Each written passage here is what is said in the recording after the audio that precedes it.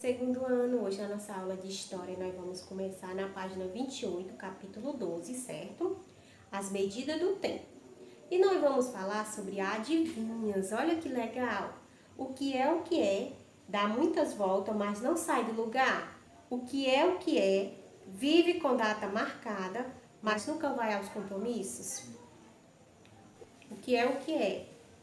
São 7 irmãos, 5 têm sobrenomes e 2 não.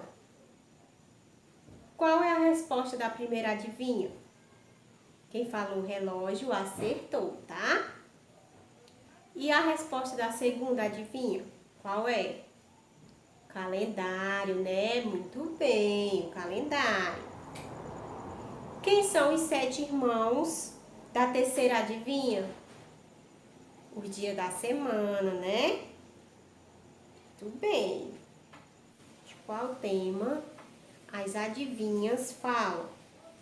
A marcação do tempo, certo? Forma de contar o tempo.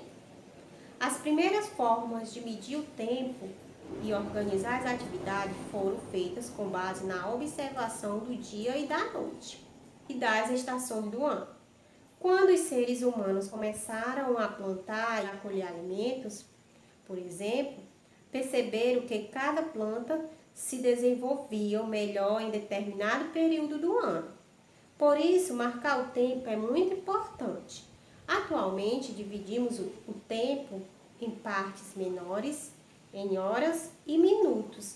Essa divisão contribuiu para organizarmos nossas atividades diárias, como os horários de acordar, de entrar e sair da escola, de realizar as refeições e de se divertir e dormir e etc. As pessoas costumam acordar no começo da manhã para realizar suas atividades, como trabalhar e estudar, certo?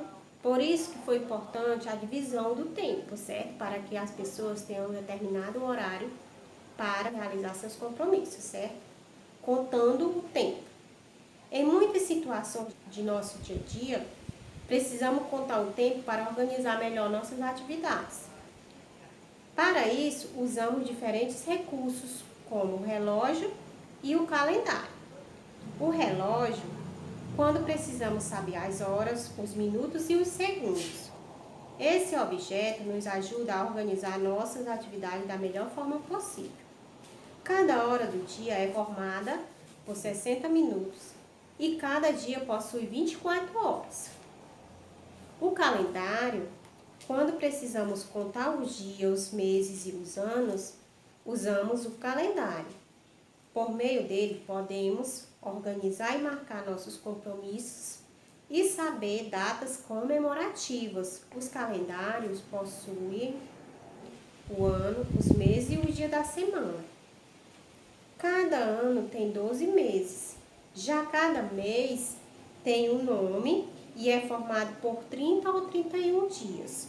Somente fevereiro tem 28 ou 29 e cada semana tem 7 dias.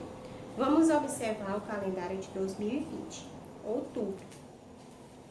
Temos aí o dia da semana, né, que começa no domingo, segunda, terça, quarta, quinta, sexta, sábado.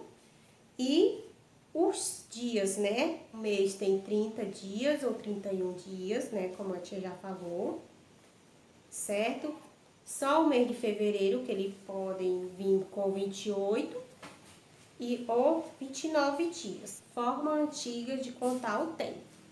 O relógio que conhecemos hoje nem sempre foi assim. Há muito tempo as pessoas utilizavam outros instrumentos para contar o tempo. Conheça algum deles abaixo. Aí nós temos o relógio de sol. O relógio de sol é um dos instrumentos mais antigos de medição do tempo. Nele, a passagem do tempo é medida pela observação da posição da sombra do sol. Como vocês podem observarem, esse daí é uma representação de um relógio solar.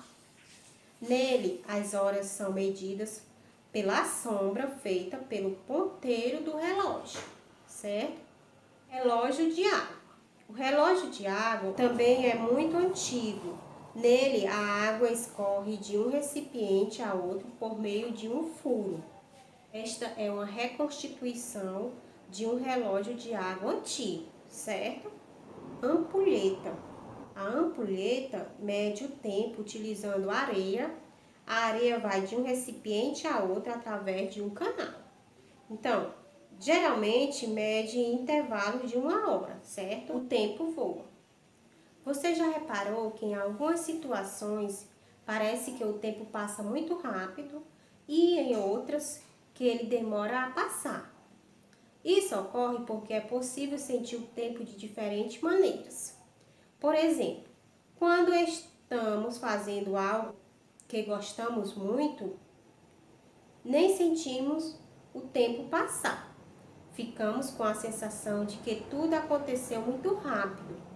Já quando estamos ocupados, fazendo algo que não gostamos muito, nós prestamos mais atenção ao tempo. Isso acontece porque queremos que aquela atividade acabe logo. Então, ficamos com a sensação de que o tempo passa mais devagar.